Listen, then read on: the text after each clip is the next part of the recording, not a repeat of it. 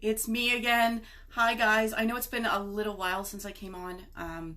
I've been working really hard on the stress response webinar that I've been doing and putting together a program that I'd like to, well, come to the webinar and you can see, but what I wanted to come on today was to come on with another stress management tool that I have been using for myself, and I'd like to share with you today because it's working for me. So what I wanted to talk to you today is called the Continuum of Connection. So Continuum of Connection, that's about figuring out where we are each day. So as you all can imagine, I'm sure some of you have seen my roller coaster mug. Can you guys just let me know if you can read that? To me, it's backwards. Because you can read it? Okay, I see a thumb, so I'm hoping that's reading. Thanks, Katie. So while we're doing our part, some of us are staying home, some of us are working, some of us are helping out and volunteering and teaching. We are probably all going through a bit of a roller coaster of emotions that maybe is not really normal for us. And because it's not so normal for you, and also because of if you've joined my webinar, you've heard a couple things that I've talked about, how our window is a little bit smaller. We might need a tool to help us figure out where we are on that roller coaster each day. So I wanted to bring this to you because I found this tool that I've been using for myself. It's really helpful for me to figure out where I'm feeling and what I need to do to move somewhere else if I'm not feeling in a place that I want to feel in. So it's called the Continuum of Connection. I'm going to just hold it up for a second. So on one side, in a continuum, just like a regular continuum, we have this continuum of the amount of connection that we need in any moment, right? So on some days we need a lot of connection. We need to talk to people. We need to be around people. Either maybe we need to be helping people or we need to be helped, right? And on other days, we might want to have nothing to do with anyone else. We just want to Netflix and chill, or we're baking something, or we're working on our art, and you really have no desire to talk to anyone or anything else. And sometimes that's a really healthy thing, right? So we have this continuum of where we function along here, where we function really well, right? And we can fall into anywhere on that continuum on any day.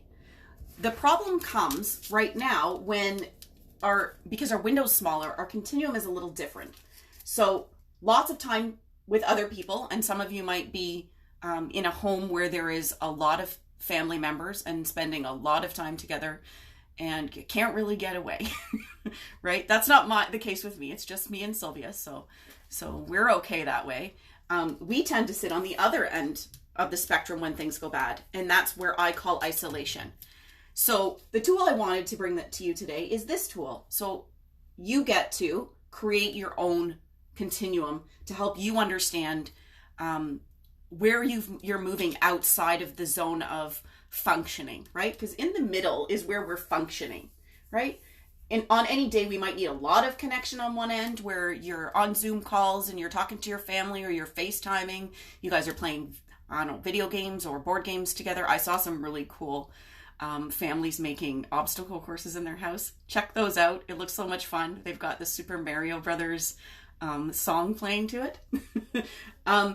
And then there's other days where you just want to, I don't know, do some art. Maybe watching a movie, right? Where you don't have to talk to anyone. You're just, you're together, but not really together. Or you're reading a book. Oh my gosh, reading a book.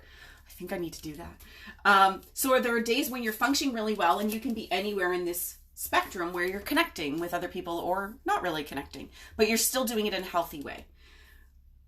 However, most of us are not used to getting pushed outside of that spectrum because we're not under that kind of stress every day. Hey, Daniela. So sometimes there's too much togetherness, like I said, or there's too much aloneness, right? Too much aloneness. And so there's some key indicators that you're moving onto either end of those spectrum.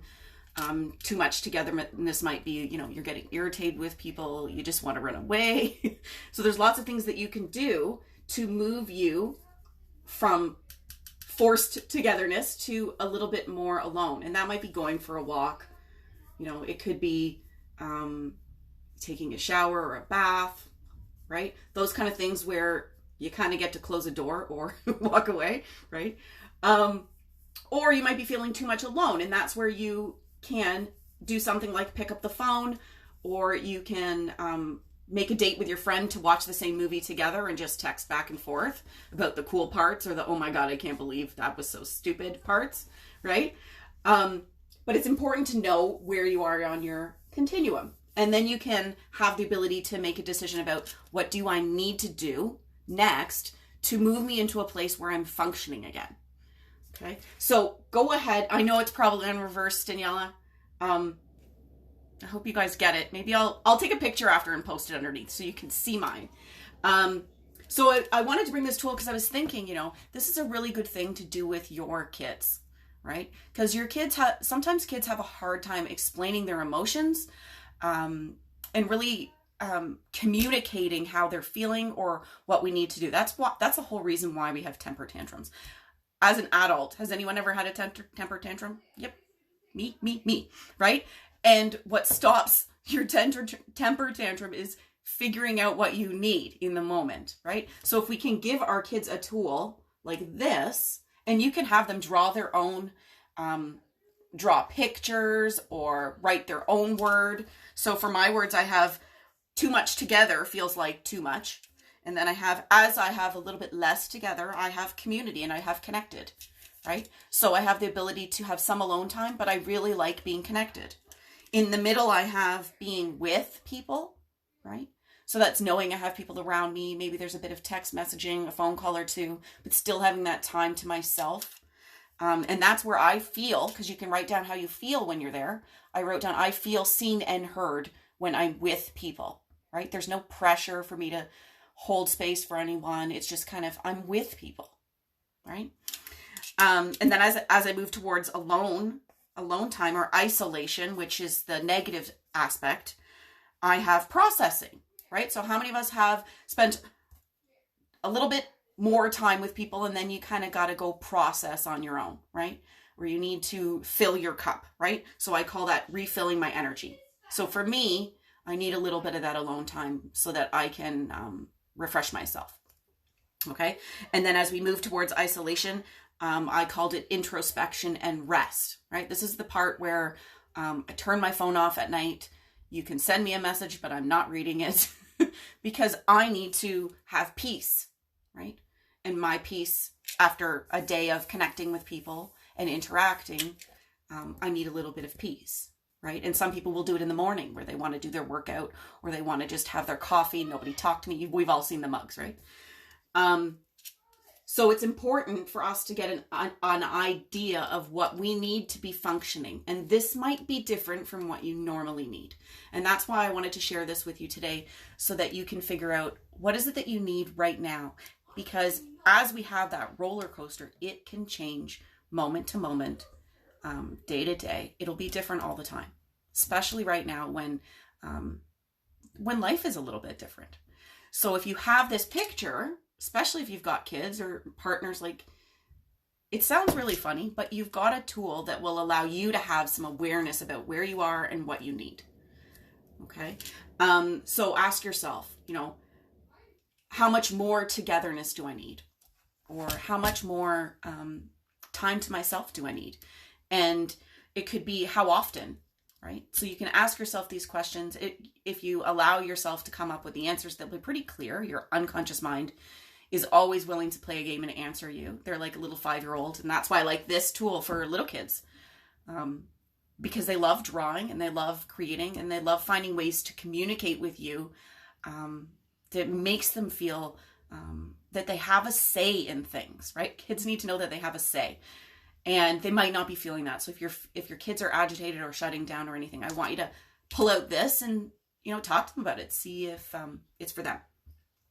So I just wanted to bring you this little tool today. I will send you guys a picture of mine in the chat underneath the video so that you can see it. That's not backwards.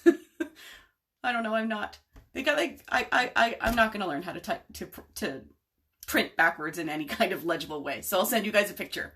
And I also wanted to, if you're liking these kind of videos and you like the content that I'm bringing you, talking about the stress response. I am going to be hosting the webinar I held last week again tomorrow at 7 p.m. It's called Navigating the Stress Response and COVID.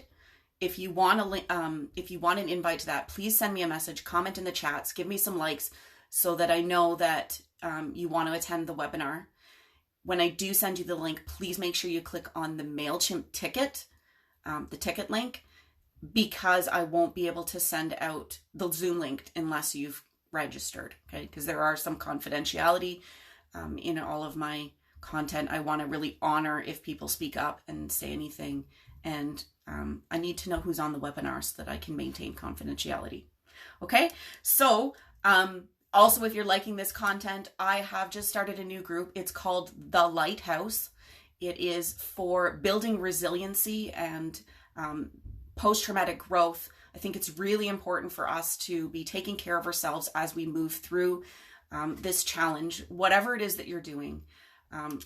We need to take extra self-care and extra, not just care, but action on what's coming up, right? It's one thing to take care of yourself. It's another thing to process it and have some guidance. And that's what this new Facebook community, it's really going to be a community that you can join. So please ask me about it.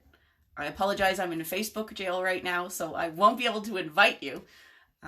But please join us. And I'm so glad you guys popped in for today, and have a great afternoon.